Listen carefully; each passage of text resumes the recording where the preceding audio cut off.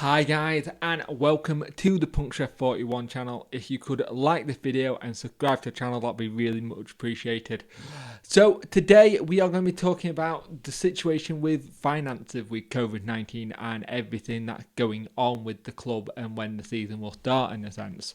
So one of the worrying aspects I have is something I'm going to show you in a moment, and it's something I've seen before, and it's something I've registered before. Have been a little bit of a problem with the club with how we make our money. Now, the thing that I got with this when you see this, it's kind of alarming kind of thing. So, as you can see here, we have income, and if you look right at the very bottom, when they take a huge amount of their income from match day tickets, from fans, so season tickets from on the gates.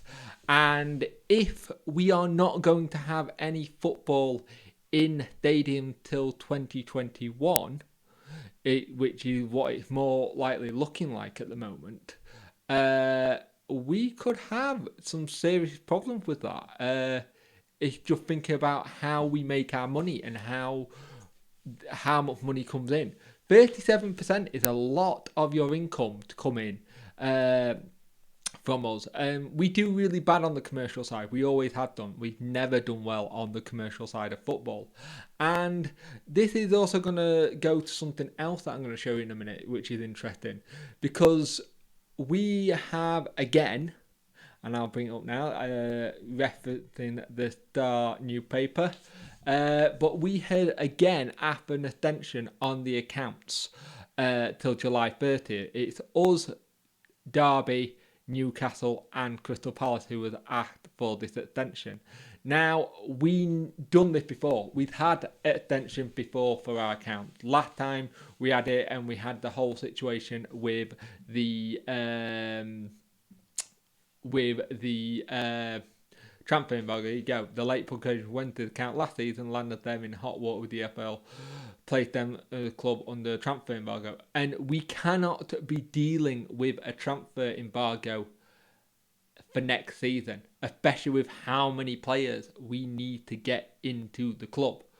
Granted, we don't know when next season's going to happen. Everything's up in the air. But we really, really need to get that now.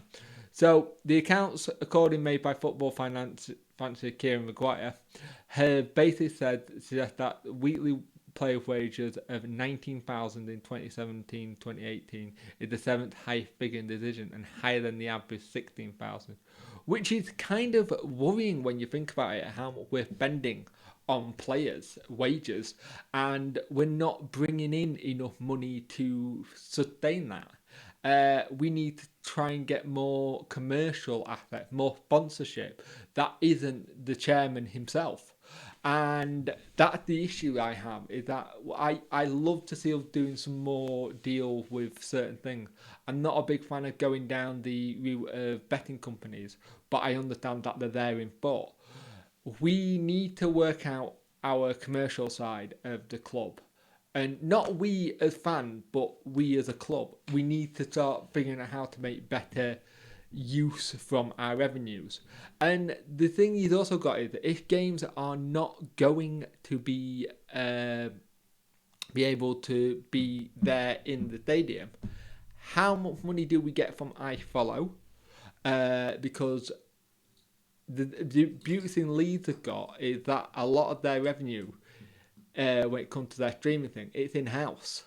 So they make all their money up from that. And we kind of do the same with our kit, but it hasn't worked as yet properly. And we're just really struggling to see, when do I make certain money up from certain things. Like when we got told that we would, if we had the 50 million to help wages, it would only last us 9 days. So it's like we're paying a lot of money on wages, and that's going to have to be addressed next season with who we bring in, how we structure things. But I think football in general is going to have this same problem due to COVID-19.